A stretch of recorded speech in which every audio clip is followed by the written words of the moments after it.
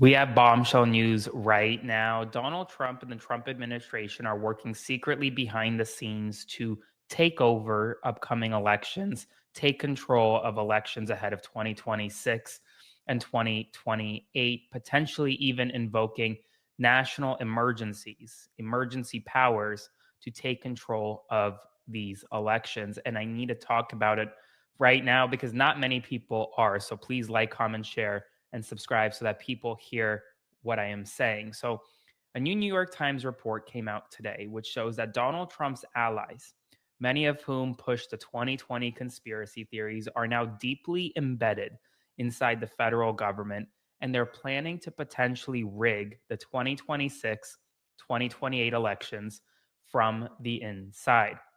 Heather Honey, a former leader in Donald Trump's election integrity network, now holds a key position in the federal government directly overseeing election integrity at the Department of Homeland Security. She has openly discussed, according to reports, using the president's emergency powers to override state laws, strip Congress of oversight of elections, and turn debunked fraud claims into official federal policies. At the same time, other election integrity network trained activists like Marcy McCarthy are actively being installed in federal roles across the government, and Trump aligned groups on the outside are now pushing this US Citizens Election Bill of Rights, which is essentially a far right blueprint that would restrict mail in voting, purge voter rolls across the country, and override the certification of local election boards. Now, that is significant because that is essentially the Project 2025 version, but for voting, Project 2025 version for elections. And it's not just a theory, it's happening and it's happening right now. And the New York Times is slowly exposing it.